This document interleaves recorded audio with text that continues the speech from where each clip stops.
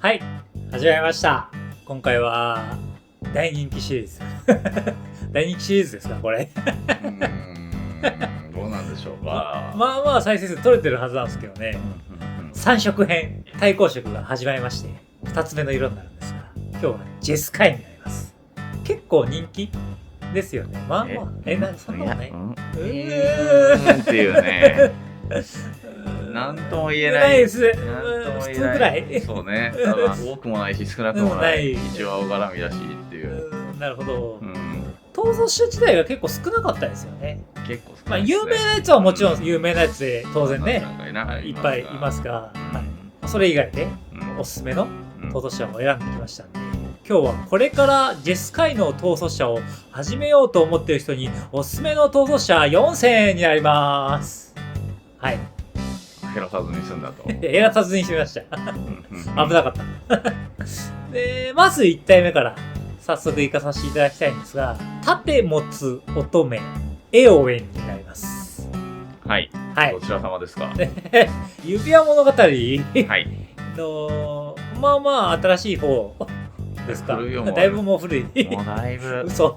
何年って書いてありますみたいな話ですよ。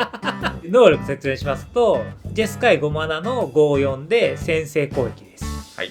で、あなたのターンの戦闘の開始時に、このターンにこれでない人間1体があなたのコントロール下で戦場に出たことがある場合、これでないですね。トランポリンと速攻を持つ赤の22の人間騎士クリーチャートークン2体を生成する。はい。で、その後、あなたが6体以上の人間をコントロールしているなら、カードを1枚引く。はい。これは人間で種族王出れますか出れるでしょ、そりゃ。ザ人間で。人間デッキということになりますよね。はい。おそらく人間を並べて、人間出して場に出たんで、戦闘の開始時に人間が出て、でいっぱい並べて、殴ってく、ドローもしてく、みたいなことになるんでしょうと。そうですね。いうことですよね。はい。で、よそげなカードで言いますと、この衛兵のベレゴンドっていうカードがあるみたいなんですが、白4マナで33で、こいつやこれでない人間1体があなたのコントロール下で戦場に出るたび、ターン終了時まであなたがコントロールしている全てのクリーチャーは一時修正を受け警戒を入れる。これでもいいんで、これ唱えました。そうですね。で、一時修正全部受けます。警戒持ちます。警戒持ちます。はい。で、人間が出ているので、戦闘の開始時に人間が2体に出てくる。そうするとさらに全体に2修正がかかります。みたいな動きをする敵。なるほど。ということですよね。はい。はい。で、どんどん人間を増やしていって、有用な人間を入れていただければ。人間はね、おそらく全ての種族のカードの中で一番多いですから、枚数が。そうですよね。だから人間調べていただいて、人間入れていただければいいと思います。で、フィニッシュカードは一応、分かち合う憎しみというカードがあるみたいなんですが、これは種族デッキだと結構使うんですよね。で、このエンチャントなんですが、3マナの赤のエンチャントでして、あなたがコントロールしているクリーチャー1体が攻撃するたび、ターン終了時まで、それと共通のクリーチャータイプを持ち、それでない攻撃クリーチャー1体につき1-0修正を受ける。はい。つまり人間の数分、修正を受ける。全部殴っていけば。そういうような、種族向けの強化の呪文っていうのが何個かあるんですよね。そうですね。例えば旗印みたいな。ただこれは結構危険なカード。旗印は5マナのアーティファクトで、各クリーチャータイプそれぞれその数の修正を受ける。ということで、例えば人間が10体だったら、その各人間が10修正ってことですよね。で、それは場に出てるってことですよね。そうですね。なんで、誰かが人間コントロールしてたら、そういう10修正やばいですね。だし、これは指定はしないので、例えば他にゴブリンデッキとかがいて、ゴブリンが20体並んでたら、まあ全部19、やばいみたいなことになりかねないということになんですが、結構カジュアルだと編集しやすいカードになるかもしれないということで、そんな感じなんですが、こいつの未来を想像しますと、こいつの未来は明るいですね。まあ人間ですから、ここはもう収録される人間の性能次第ということになりますし、今比較的人間は種族デッキとしては弱くなってますから。あ、そうなんですね。珍しく常に環境の中にいるホニャララ人間が各構築フォーマット駆逐されていますから。なるほど。ということはちょっと弱くなってるということは逆に収録されやすくなってるということですね。はい。いうことなんで、人間がかなり収録される未来は明るいかもしれない。そうですね。されないってこと絶対ないんで。あと種族サポートも意外とあるかもしれないですよね。そうですね。はい。まあそんな感じになりますかね。はい。で、2体目いきます。2体目は暁の日向。これは僕大好きなんで入れさせていただいたんですが、ジェスカイ4マナの44の飛行トランプです。あなたが呪文を唱えるためのコストは対象1つにつき1少なくなる。で、対戦相手が呪文を唱えるためのコストが対象1つにつき1多くなる。はい。これは強いです。これは結構強いです。これは結構困ります。これ出したことによって、なんかデッキ終わる人は結構出てくるってまあそうですね。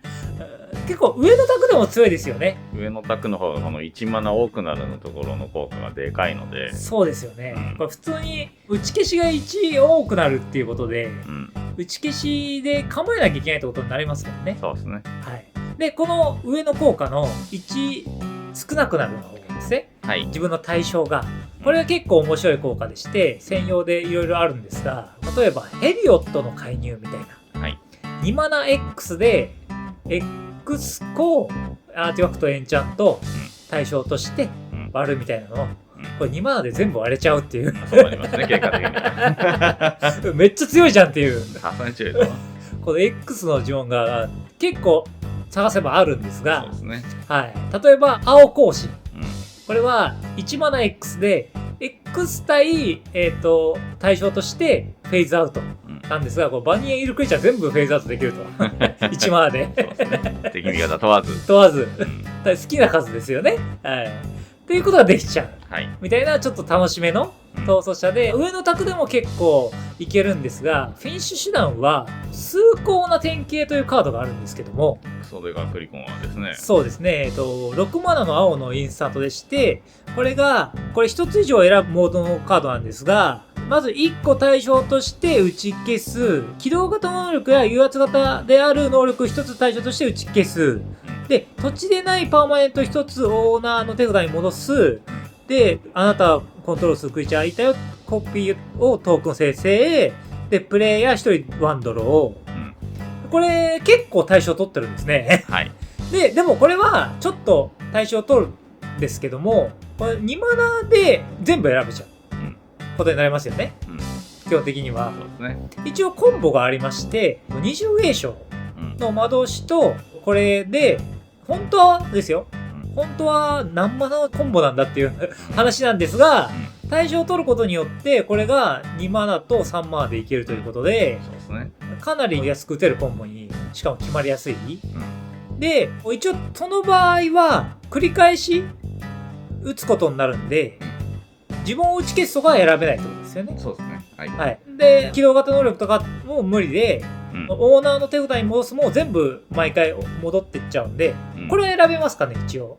自分の20栄翔のコピーを戻せばいいんで、これは選べるんですけど、で、プレイヤーはドローっていうのは選べると思うんで、選べるやつじゃないとどっかで止まっちゃうんで、このコンボは使えないってことですかね。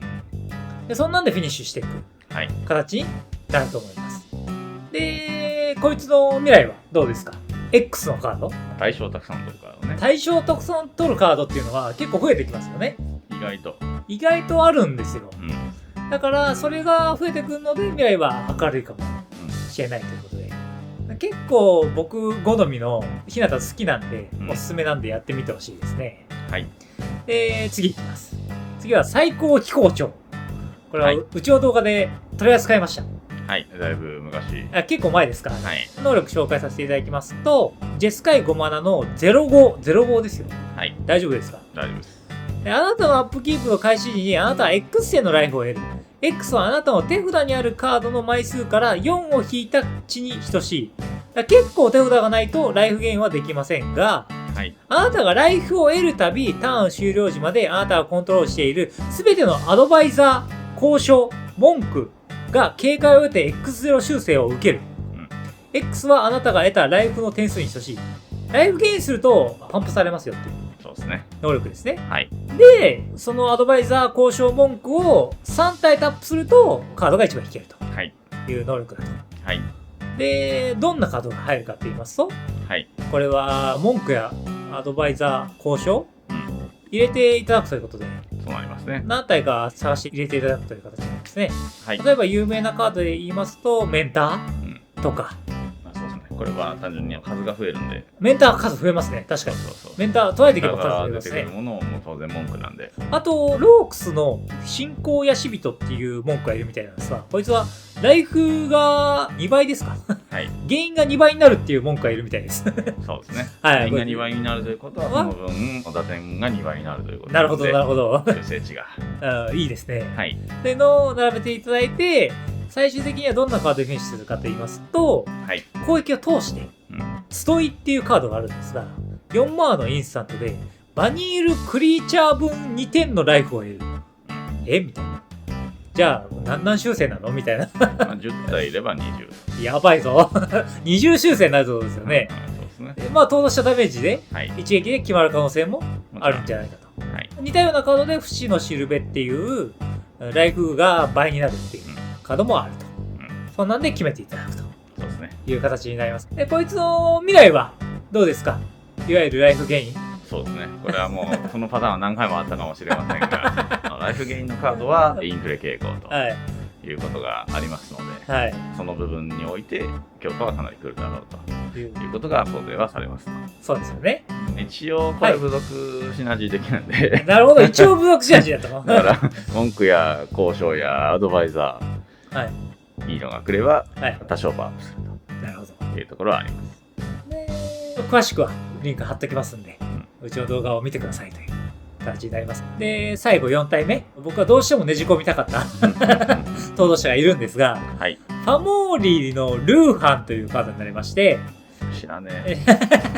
いわゆる、ちょっと昔の登場者のエモいんすかこいつエモいんすか本当。いやー、どうだろうみたいな。どうだろうな。一応コマンダーのカードだけどね。でも時代が追いついてきてますかいや、そういうわけでもない。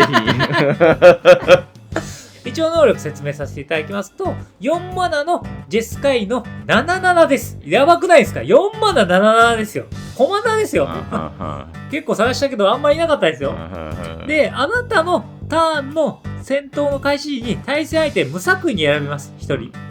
で、そいつを可能だったら殴りに行かなきゃいけません。みたいな。攻撃方法が選べません。選べません。無作為です。それがね、無作為攻撃っていうのはね、結構ね、楽しいんじゃないかなと思って。いや例えば、どんなカードが入るかって言いますと、はい、こいつ実は巨人でしてなんか巨人のダメージ2倍にするみたいなクリーチャーいたりとか、あと巨人以外ラスできるみたいなカードがあるんですね。なぜか巨人シナジーカードあるんですね。あるんですよ。巨人のシナジー結構探せばあるんで、はい、カルトハイムとかで追加されてますんで、で、あとその他にいいなと思ったカードがありまして、突撃鎧。これ、スライサーの能力を付与するというカードなんですが。いや、これ厳密に言うとスライサーの能力を付与しないんですよ。はい、なんですか。だってこれを着ただけだと、攻撃しないっていうなるほどね。なるほど、なるほど。はいはいはい。だけど、ルーハンは、攻撃しなきゃいけないから。そうね。だから、突撃鎧がかなり相性がいいと。そうですね。いうことで、相手に渡して、殴ってもらって、相手に渡して、殴ってもらって、相手に渡して、殴ってもらうことによって、楽しくなるんじゃないかと。突撃鎧をサーチしていただいて、色味的にはできますからね。あと守っていただければ、それでなんとか勝っていただくという形になります。一応勝ち筋としては、両弦の火っていう恐ろしい呪文で、ソルティですけどだいぶ。